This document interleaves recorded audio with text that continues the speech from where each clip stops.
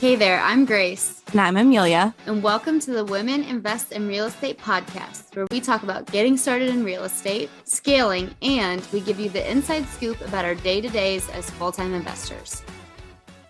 Interested in learning how to double your cash flow without the headache of turning your property into a hospitality-based short-term rental? Introducing Midterm Rentals. Register for our self-guided Midterm Rental Profit Academy course, where we walk you through step-by-step how to identify, analyze, furnish, market, and self-manage a midterm rental. Sign up at womeninvestinrealestate.com/MTR Profit Academy and use code PODCAST for $50 off today. Hey everybody, welcome back to episode 6. Today we have Ashley Gallacher, and before we get started, why don't you give a quick intro of who you are and what you're up to in the real estate world?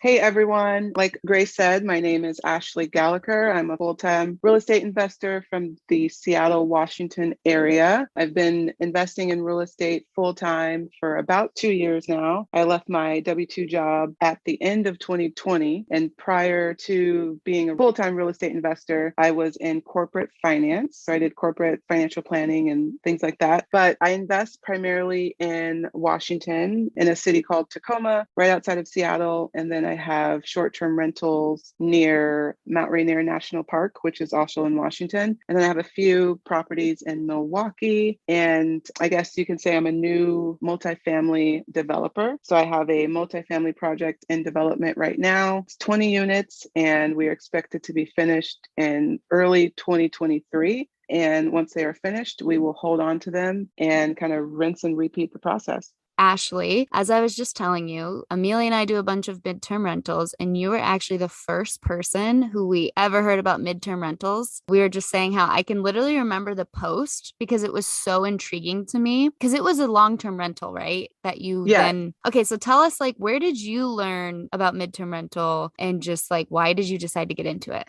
First off, thanks for having me. I'm super excited to be on the podcast today. I think what you guys are doing for women in real estate is awesome. And I love that you started a podcast and you guys have your retreats and you guys have like different boot camps and things that you guys do. And I just think it's wonderful. So thank you on behalf of women in real estate investing. So I heard about midterm rentals from a few different sources. One was from Kendra. She's on Instagram as the Key Resource. And also Sarah Reaver. She's really big into midterm rentals as well. And so I learned about them from Instagram, just through my network between those two ladies. They both have some really great resources on their Instagrams. And, I was looking for inspiration on how to pivot and switch my long-term rental to something different. And it just worked out really well. Yeah. That's awesome. And let everybody know what market you're investing in as well, because we didn't touch on that part. So I am a full-time real estate investor from Seattle, Washington. I primarily invest in the Washington area outside of Seattle. And then I also have a few properties in Milwaukee, Wisconsin. And so my midterm rental is in Seattle, in Seattle, Washington, kind of right outside of the city. But you have a lot other stuff going on as well. I know you have a short-term rental and you're working on a few other major projects. Yeah. So actually, I have 2 short-term rentals now. I have 2 cabins near Mount Rainier National Park, which is outside of Seattle, about 2.5-hour drive from Seattle. I manage and own those 2. I have the midterm rental. And then my biggest project that I'm working on right now, I'm developing a 20-unit apartment complex that we will develop and hold as a long-term apartment building. That project is also right outside of Seattle in Tacoma, the same city where my midterm rental is.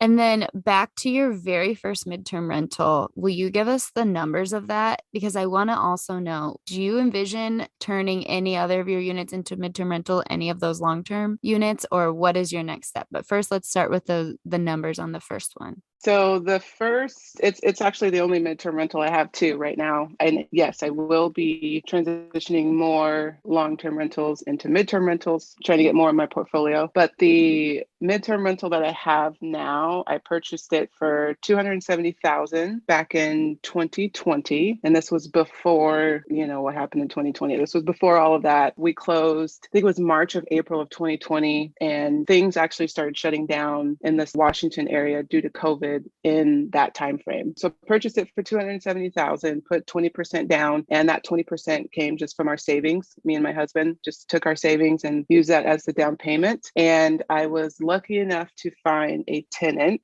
pretty quickly, a long-term tenant, and they were renting for $1,700. And I did have to go down in rent slightly just because it was at the time when everything was shutting down in the Seattle area due to COVID. And so I was just trying to get somebody in there as quick as I can. We had just closed, I had no idea what was going on. So I just found two really great tenants for $1,700 a month. Is this a single family home or is it a duplex? This is a single family property, and it was actually fully renovated when I purchased it. So someone flipped it and then I purchased it. So everything was brand new, everything from like the flooring, the siding, appliances, all of that. So it was a really nice property. And one of the main reasons why I purchased it is because it's on a really big lot. And I envisioned doing like a dadu or ADU in the back at some point. And so it has a really large backyard, fully fenced. So perfect for people who have dogs. And it's actually pretty small. It's like I think it's like 780 square feet, maybe 800 square feet, 2 bed, 1 bath. Yeah. And it's just really cute. It has like a little green door on it. And Yeah. Those types of units I have found are actually perfect for midterm rentals because I've had so many people who have a dog and they want the yard. It's like a little 2 bed, 1 bath with a fenced in yard. I have one and it has been in very high demand. And I actually have a 4 bed, 2 bath with a yard that I was really nervous to do midterm rental with, but we had just renovated it and it was really nice. And I was like, oh, I can't bring myself to put like a big family in here because that's who would rent it. So I tried it on midterm rental and I've got so many couples with a dog or two who want the yard. So I've been even with 4 surprised. bedrooms? Yeah. Yeah, and so I like the 2 bed, 1 bath model because I think smaller homes or smaller apartments actually work really well as midterm rentals as well, just because most people are traveling solo or with like one other person, so they don't need a huge space. Yep. Right. Yeah. So when did you flip it from long-term renter into a midterm rental? I flipped it as soon as the first tenants decided not to renew their 12-year lease. And I primarily did that because, as you guys know, during COVID, you couldn't evict, you couldn't raise rents, you couldn't do anything. There were a lot of strict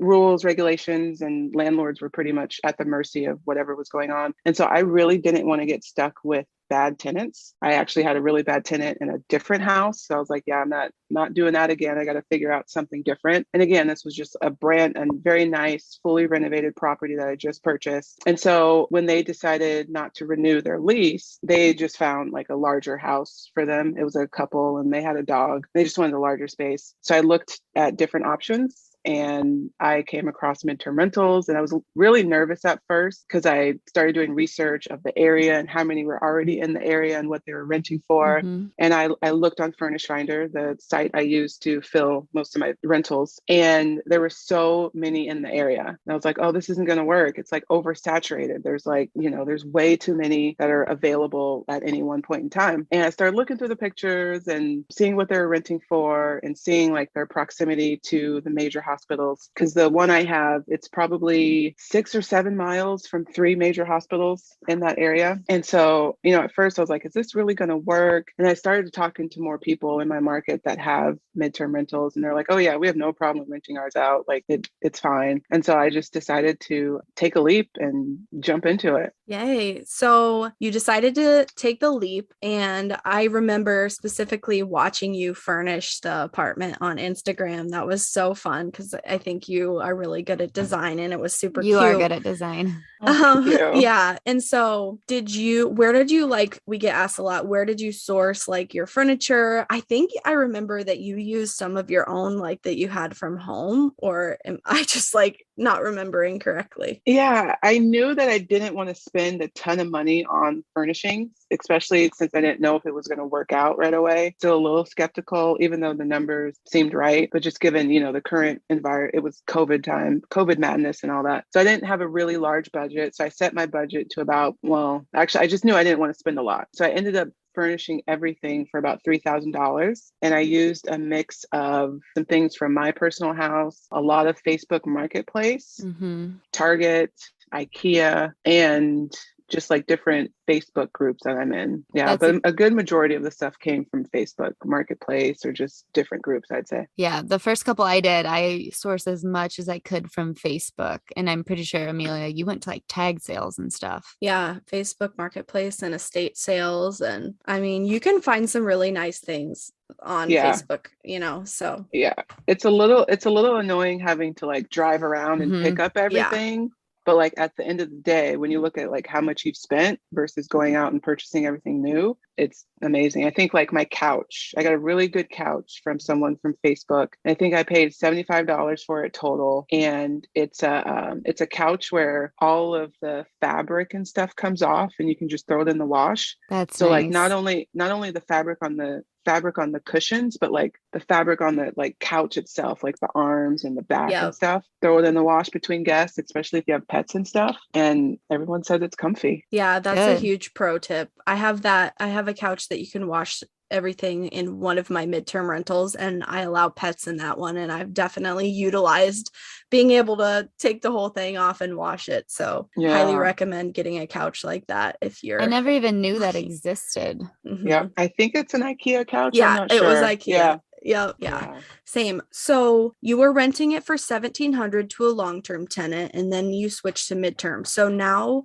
what are you renting it for to traveling nurses and other midterm tenants? When I initially started to rent it out to traveling nurses, I listed it at $2,500 a month. So I went from $1,700 to $2,500. And funny story is we have a local Facebook group here in Seattle for travel nurses. It's called like Seattle Travel Nurses or something like that. And I was so nervous about it renting that I actually made a post about the listing before it was even finished, just to like gauge interest. And I had like posted some pictures of the inside of just like empty, it being empty. I was like, hey, I should be finished with this place in about 3 weeks. I just want to gauge some interest. Here's the rent. And I think at that time I had said like $2,200 or something. And everyone was like, yeah. And so from that post, I got so many inquiries. I was like, maybe it's priced a little low. And so I went up to $2,500 and I was able to secure a travel nurse. They were two female roommates. I was able to secure them and have them sign a lease before I was even finished furnishing it. That's awesome. Yeah, I love that so much, because we talk about that. If you're not sure of your market, throw up some like stock photos or whatever, empty photos, and just gauge the interest in your market. And a lot of the times it works out similar to your story, and there's a big need for it. So I was just going to finish. So I got them at $2,500, and then I had another set of individuals at $2,500, and I just raised it to $2,700 for the set that's in there now, and they've been in there for like a month and a half or so. That's awesome. And $1,000 more. And do you pay all the utilities? Yeah, so I pay for internet, and I was paying for all of the utilities. So in the area that I'm in, the electric, the water, the sewer, all of that stuff is paid to one company. And my it makes it really easy. But they're also really expensive utilities. But my last tenants, they were there kind of through the winter time. And I just noticed that their utility bill like spiked up crazy. And so I called them and I was like, hey, what's going on? I see that, it's like double what it usually is. And they told me that they had an electric heater on in one of the bedrooms, like 24/7. And I was like, okay. I was like, yeah. And I thought to myself, I was like, I want them to be comfortable, but at the same time, like, that's dipping into my cash flow, basically. Right. And so I came up with a plan that I presented to them that I would take care of utilities up to like the average of what it had been for like the last year or something like that. And then they would pay anything above the average. And so that way, if they wanted to do the space heater all day long in one of the bedrooms or the entire house, they could, but they're also going to help cover the expense for that. And so with my last tenants, I implemented that and got them to sign an addendum to the lease that they had already signed. And that worked out well. And so I'm going to continue doing that with the rest of my travel nurses. And so I guess I do pay utilities up to a certain point, and then they cover anything over the average. That is so smart. And I've heard one other person talk about that. Can't remember who it was, but I just did the same thing with Wi-Fi. I had a tenant using an excessive amount of Wi-Fi, and I noticed that the capacity was full or whatever. I don't know Wi-Fi terms. So I messaged them and I just said, hey, if you want to keep using this, I'm going to charge it back to you. It's super cheap, but are you okay with that? Otherwise, you have used an excessive amount. I've never had a tenant come close to this. And they were just like, yeah, that's fine. So I charged them back. It was like $25. That is really smart. And that's something that I think I would like to implement, because I also had a tenant ask for a second AC unit. Mhm. And I think they put them both in one room. And I was Oh, like, man. wait, that's excessive. And that cuts, like you said, that cuts into my bottom line. Mhm. And I just let them do it because I didn't really know what to do. But I think I'm going to try to implement something like that. Yeah, and mine was like hundreds of dollars that I was able to have them help cover. And it's really probably only going to be important over the winter timeframe, but still I'll continue that throughout the time that I have the midterm rental. So yeah, back to your question about what I cover. I know usually midterm rentals, they say, you should cover all the utilities to make it more attractive, but you can absolutely be creative with what you're doing. And I mean, she could have said no, and that would have been fine. I would have just continued to cover and maybe, raise the rent a little bit on the next set. Yeah, I love that. I think real estate is all about being creative and just getting started and actually taking action. And then you learn as you go. Like, you're not going to know everything going in, but you can learn and make adjustments. Absolutely. For all those rookies out there listening, like, none of us knew 100% what we were going to be doing with midterm rentals, but we started anyways, and we're still like changing our processes and making them better. I have one last question about the utilities. So a lot of my utilities come in random days of the month. So how do you align? I guess you have one company, so that makes it super easy. But for me, I feel like that'd be a nightmare now that I think about it, trying to match when the tenants are actually there with their utility use. How do you do that? So ours are billed monthly. Like every first? Like every first, or I think it's the 7th or the 5th or something. So yeah, the billing cycle is 30 days. So I'm able to, identify who was in there when. Gotcha. And then my last tenant that just moved out, they were gone when the new bill came in, but it came in around the time when I was going to give her a deposit back. And I just sent her a picture of the bill and said, hey, based on the bill and the average, you would owe X amount. So I'll just take it out of your deposit. Are you okay with that? And she was absolutely fine. Yeah, that's smart.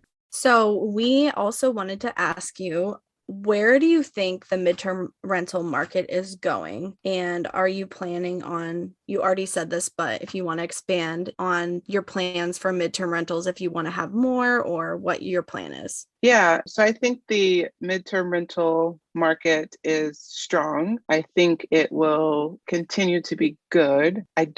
One of the things I was thinking about a while ago was there's no real, not that I found at least, there's no real source to do like future analytics or like future demand, kind of like for short-term rentals, you have AirDNA and you have all those other softwares and platforms.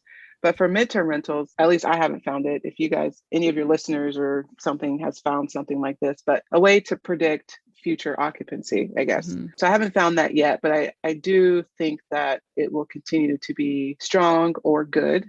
As more people get into the midterm market, there's going to be more demand. So that may slow down, how full people are, but I think it will be good in the end. And if you just make sure you have a great property that's furnished well, looks nice, has great pictures, you should be fine. And then in terms of additional midterm rentals that I would like to start, so with our 20 unit development, that should be finished. Construction on that should be finished early 2023, and we'll start, stabilizing and getting tenants in there. And so right now we're thinking at least 4 or 5 of the units will be dedicated to midterm rentals. We're still playing with like our pro forma and our numbers and stuff on that, but at least 4 to 5. And then when we're done with this project, we have another site that we'll develop on and do another apartment complex. And that one is within walking distance to the 3 major hospitals that I mentioned earlier. One is a children's hospital, and then the other 2 are, major hospitals. And so that one will definitely have some midterm rental components to it. I don't know how many units yet, but maybe another 5 or 6. For the 20 unit, you said you're going to do 4 or 5. Will you do them all at once, or will you do one and then the other? together? That's a good question. I will probably see how demand goes as we're going to lease up all 20 units. Like once we get our certificate of occupancy, then we can start leasing up. And I'll probably see how demand is for just the long-term rentals, and then also see where market rates are, and then kind of make a decision off of that. And then all That's the furnishing, exciting. all the furnishings and stuff for that one will most likely come from Facebook Marketplace, and just figure out ways that we can save money to furnish them. Are you planning on self-managing that 20 unit? Yeah, that's a good question. As of right now, I am open to it, and I'm trying to think about the processes and the things that I need in place to actually do that, but also thinking about like my time and what I could be spending my time on instead of doing that. Because, we'll start another development at that point too. And the development process is pretty involved. So it's still a maybe. It's still the question is still in my mind. I haven't made a decision on it yet. One thing that I want to do moving forward is hire an in-house manager. So like not go give 10% to some random company, but hire and train someone myself. So I wonder if that could be a good option for you. Of course, that is more time, but you can hopefully not leave as much money on the table and get a lot better performance at the management level. Yeah. And with our developments, we have opportunities to develop more apartment complexes. And, at the end of the day, with as many units as we'll have, we have talked about that. It may make more sense to have like hire a staff person to be our property manager, and then maybe take over some of my other single families and stuff. Absolutely. Especially if you're going to have a mix of midterm rentals in there, because I don't think very many property management companies are willing or even know how to manage midterm rentals. Not that it's that different from long-term, but you do advertise on a couple different sites. So in-house could be an awesome option. Yeah. And remind me, what's the timeline for when this 20 unit will be up and running? We are hoping, fingers crossed, the plan today, July 15th, 2022, is that it will be done in February, kind of the end of February 2023. Wow, that's so exciting. Yeah, really excited about it. Awesome. Well, I guess one last question, and I bet you won't have this, but do you have any crazy midterm tenant stories, or have they all been like A+ tenants? I've had one mystery kind of what the heck happened thing.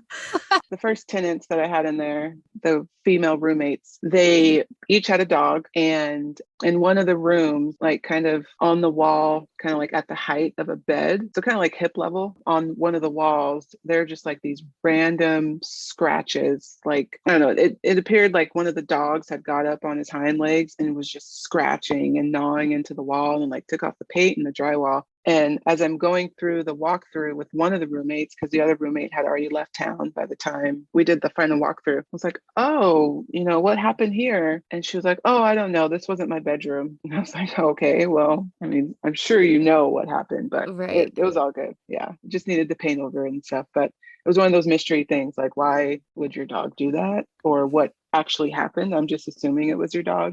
It was very strange. Right. And it's not like you're not going to notice. Yeah. And then when I asked maybe her that's why she left early.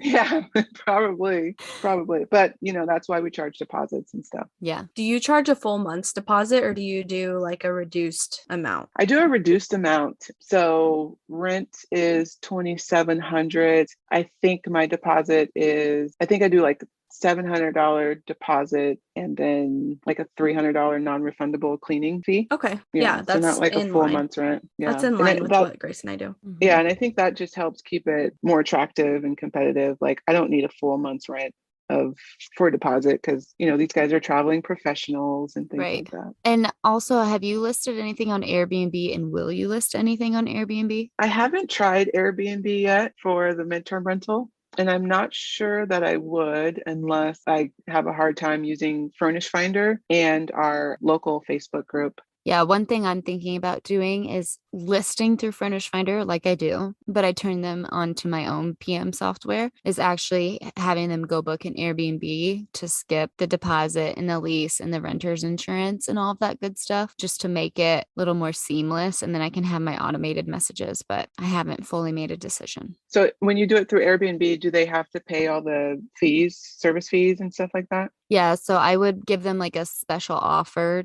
to make sure that it matches what I have on Furnished Finder. And Mm. then with the fees, I think I would just give some type of verbiage of, hey, yeah, you're going to pay $300 in fees, either that or put a deposit, pay the renter's insurance, and do all that. So it's like, do you want convenience or do you want the lower price? And I feel like a lot of people will just want to book it and be done instead of going through the lease and the deposit and entering their renter's insurance. So I'm not sure yet what I'm going to do. So many options. Yep. Yeah. Okay. Well, this has been super interesting. I'm always in awe of all the things that you're up to. So many different things. So we appreciate you Thank coming on you. here and sharing. So if people Thank want to you. get a hold of you after the episode, where can they find you? Yeah, so I am on Instagram. My handle is REI, like real estate investing, REI.Ashley, ASHLEY _ PNW for Pacific Northwest. Awesome. Cool. Thanks so much. Yeah, thank All you right. so much. Thank you, guys. Bye. Thanks so much for tuning in. If you loved today's episode, please leave us a 5-star review wherever you listen to your podcasts. And don't forget to check us out and join our community at womeninvestinrealestate.com and follow us on Instagram at WIIRE with 2 eyes.community.